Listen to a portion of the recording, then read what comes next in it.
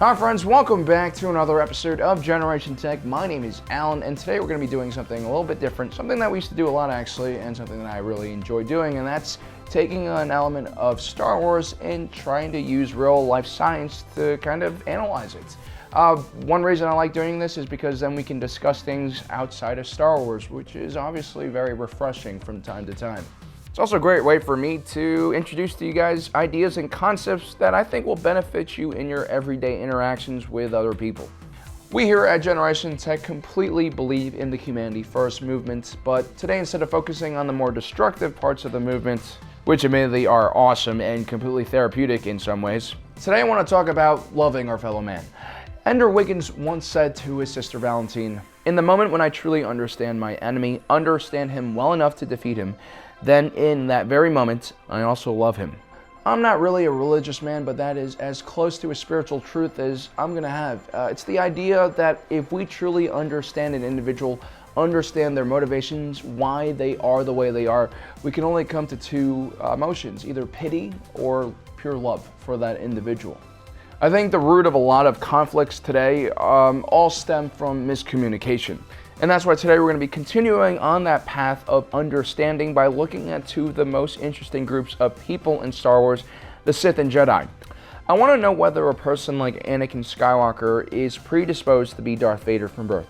This is a case of nature versus nurture. Does an individual like Anakin even have a choice in the matter? And no, we're not going to talk about what part of our DNA determines how many midichlorians we have in our bloodstream. It's not because I don't like George Lucas. It's more like, why would I reveal my information about the most important genetic marker in the entire human genome for free on YouTube? I'm going to give that to DARPA and get my paper. Hashtag Jedi Navy SEALs.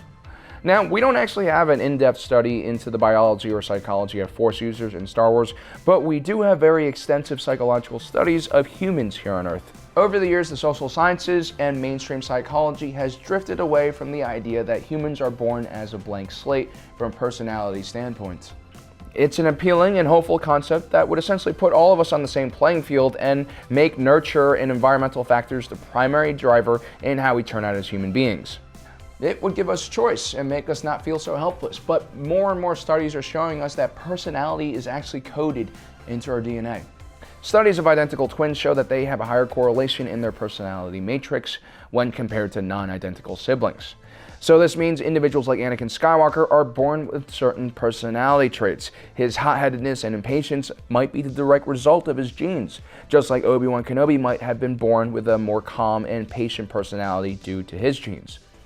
Now, I say might because that doesn't mean environmental factors don't have a large role to play. They actually still do, but the point is we all start with a certain amount of stats that are already preset depending on our, character class.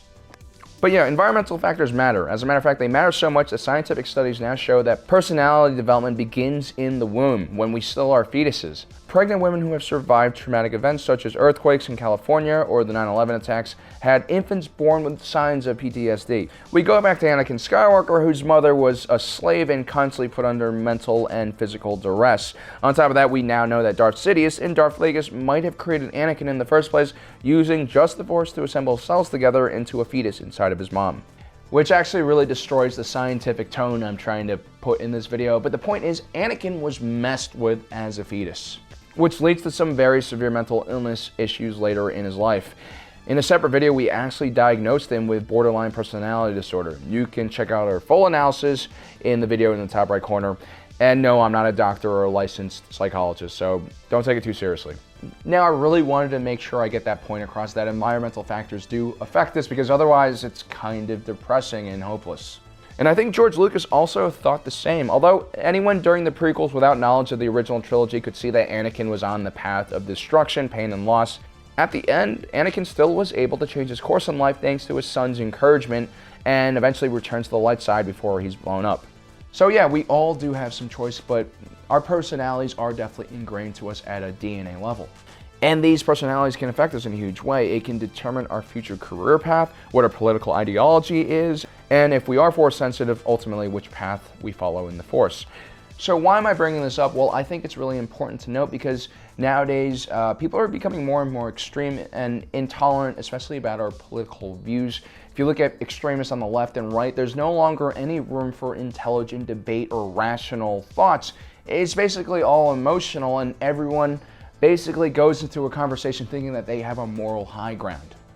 And as we all know, it's pointless to try to dislodge someone from their moral high ground, or any kind of high ground.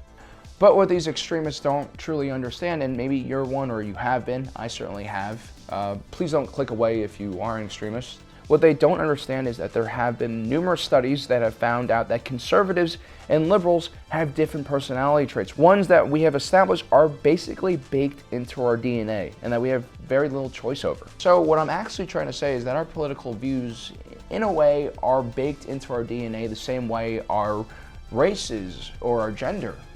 So I think tolerance really needs to be part of the discussion when it comes to political views, especially if we have no choice in the matter. Now, how does this relate to Star Wars? Well, hold on just a second, we'll get there. So there are 5 different moral value systems that were used to survey individuals from all across the planet that identified as liberals and conservatives. These moral values are do no harm to others. This means murdering or violence against other people. Number 2, fairness and equality, which is self-explanatory. Number 3 is loyalty to the group. Number 4 is respect for authority. Number 5 is purity, either purity from a religious point of view or from a nature versus synthetic point of view, like people who are against GMOs, for instance. Now, when asked to rate the importance of each one of these factors, conservatives moderately rated each one of these factors as equally as important, whereas liberals valued number 1, do no harm, and number 2, equality, much higher than the other 3, loyalty to the group, respect for authority, and purity. This is why liberals typically defend disenfranchised people and won't stop until there is a utopia where everyone is equal, as unrealistic as that might be, whereas conservatives favor stability, even if that means not everyone will be 100% happy, as cruel as that might be. Now, the one thing we know from history is that whenever one of these powers, whether it's liberal or conservative, completely overpowers another, huge disaster and tragedy happens in our world.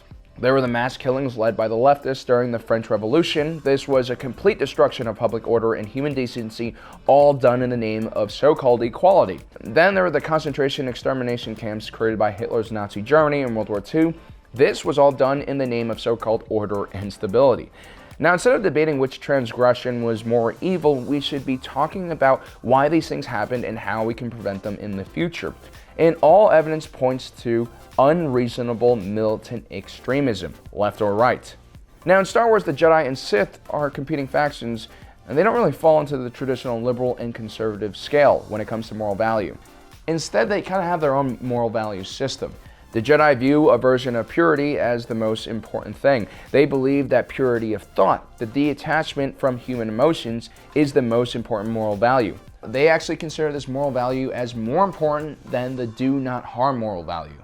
This is why the Jedi are allowed to kill and destroy the Sith even without a fair trial. It's because the Sith threatens their main moral value of purity more than anything else. The Sith, on the other hand, also value their own version of purity, which is the embrace of pure humanity, pure emotion, and curiosity, and of course, power. They see restraint not as immoral, but as a weakness. The funny thing is, because both organizations single-mindedly focuses on their own purity moral value, they also rate more traditional moral values at a much lower rate. This is why both sides can indiscriminately keep on killing each other.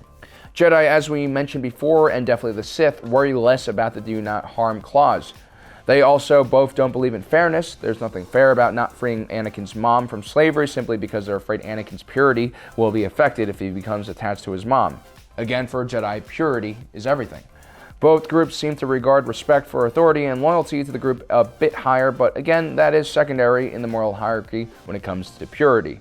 And because it's this fundamental disagreement over what they think purity is, the Jedi and Sith have waged countless battles and wars throughout the galaxy, and they are responsible for causing the most amount of death in galactic history. The entire Clone Wars was created by a Sith Lord who wanted to stir up public support for a clone army that he could use to kill all the Jedi.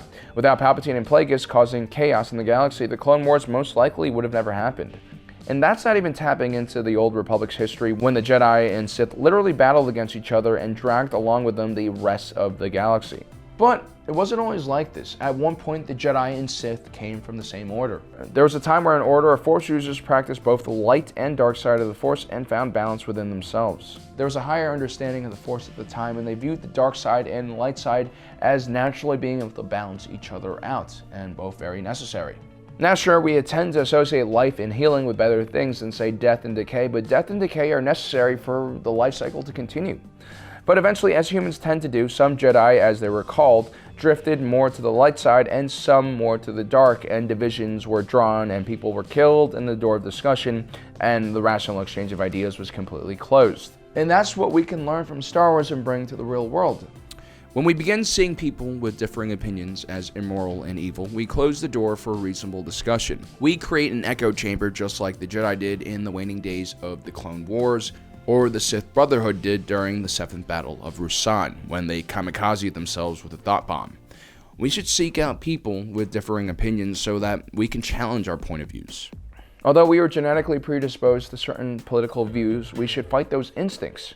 That's why humans rule the earth and not dolphins. We're not dumb animals. We can actually fight our animal instincts, and we can fight the urge to have sex with everything that we see and basically evolve into tribes and start killing each other.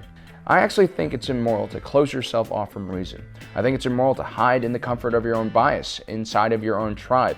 So no, for the sake of optimism, I think that we are not predisposed to be a Jedi or Sith. We might have some genetic favoritism towards one side or the other, but we do have choice as human beings. It might be painful and also take a lot of soul searching.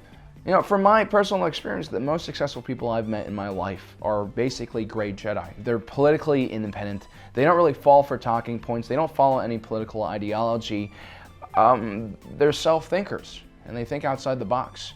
And that's kind of the lesson I want to impart for you guys. And I'm sorry if this got really too political or way too boring or scientific, but, you know, we have a lot of people watching the show, and I want to impart some, I wouldn't say wisdom because that makes me sound a little bit arrogant, but I do have a lot of ideas that I think are interesting and I think that we should discuss because you guys are a smart audience. You're not just, you know, Star Wars fans. You're more than just Star Wars fans. You're people. And I think a lot of you guys right now see that the world is changing rapidly and it could be a really scary place. And I think that, you know, if we as a community become more open-minded and kind of explore all the options out there, we can be better informed. And if we're better informed in a democracy, then, well, we all basically get a lot of benefits from that.